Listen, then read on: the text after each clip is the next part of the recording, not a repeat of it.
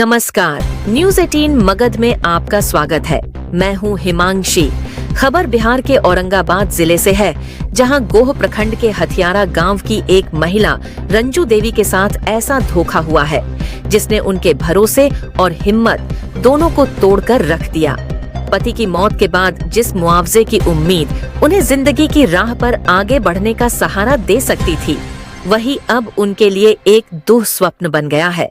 देखिए ये खास रिपोर्ट मणिकांत पांडे के साथ।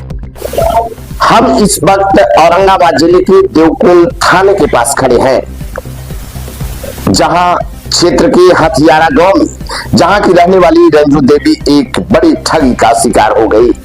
जिस सिस्टम से उन्हें मदद मिलनी थी, उसी ने उनका भरोसा तोड़ा। इस पूरी घटना में जिस तरह से एक सीएसपी संचालक ने उनका शोषण किया, न सिर्फ कानूनी अपराध है बल्कि नैतिक पतन की भी बानगी है। पति की मौत के बाद रंजू देवी को सरकार की तरफ से मुआवजे की राशि मिलनी थी।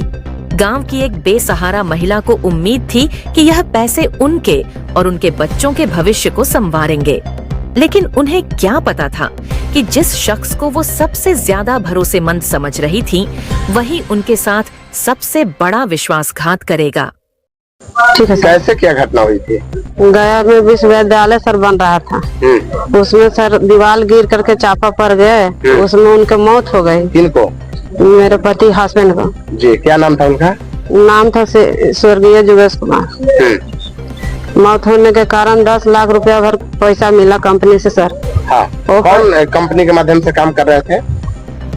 बजाज कंपनी के माध्यम से सर। जी। वो कंपनी में 10 लाख रुपया मिला था सर। हाँ। वो पैसा कुछ फिक्स कर दिया गया, अब कुछ ऐसे पैसा इन्हें था रखने के लिए, खाने पीने के लिए रखे। जय प्रकाश संगम कुछ कागज पत्र के काम करवाए मेरे साथ। उस समय पैसा। जय प्रकाश कौन है? जय प्रकाश संगम हथियारा के हैं, हमारे बगले के रहते हैं। किनका लड़का है? रामदेव गुरु जी के लड़का है। अच्छा। वो पैसा कुछ दिन पहले सर गए निकालने के लिए, तो मेरे खाता में 1 रुपया नहीं। वो पैसा सब खाली खाता था, और वो निकाल देखे तब जाकर के हम बहुत पीड़ित हुए, रोगने गाने लगे।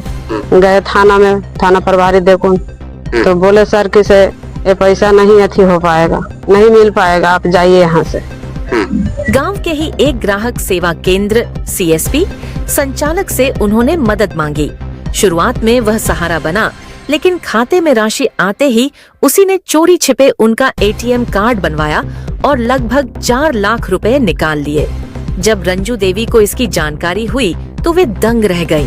बैंक से पता चला कि खाते से पूरी राशि पहले ही एटीएम के जरिए निकाली जा चुकी है। सर हम अनपढ़ हैं सर, हमको कुछ जानकारी नहीं। हमको जैसे साइन करने के लिए कहा वैसे करते गए, और लेके जाते थे ही, और वहाँ पड़ी पैसा सब इशू कर लिए, निकाल लिए सब पैसा। कौन निकाले? जय प्रकाश संगम हथियारा के रहने वाला। कैसे वो पैसा जो निकासी किया गया, कैसे निकासी किया? मेरे नाम से सर एटीएम बना लिए कुछ। एटीएम बना करके मेरा जानकारी भी न था कि एटीएम बना है, वो सारा पैसा निकाल लिया। रंजू देवी अब कभी थाने तो कभी अधिकारियों के दफ्तर के चक्कर काट रही हैं। करीब 2 महीने पहले उन्होंने देवकुंड थाना में आवेदन दिया, लेकिन अब तक कोई एफआईआर दर्ज नहीं हो पाई है।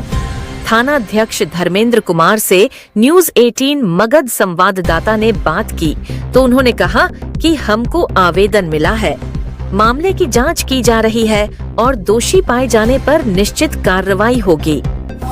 रंजू देवी का मामला दिखता है कि किस तरह ग्रामीण क्षेत्रों में जागरूकता और सुरक्षा उपायों की भारी कमी है। अब देखने वाली बात होगी कि प्रशासन कब तक जागता है और रंजू देवी को उनका हक दिलाता है या नहीं। सहयोगी राम विनय के साथ मैं मणिकांत पांडे, न्यूज 18 मगध। न्याय की आस में रंजू देवी अब औरंगाबाद एसपी तक गुहार लगा चुकी है। उनका कहना है कि न सिर्फ उनका पैसा वापस दिलाया जाए, बल्कि दोषी सीएसपी संचालक को भी कड़ी सजा मिले। यह मामला सिर्फ एक महिला के साथ हुए धोखे की कहानी नहीं है, ये उस पूरी व्यवस्था पर सवाल है जो जरूरतमंदों की मदद के बजाय उन्हें और कमजोर बना देती है।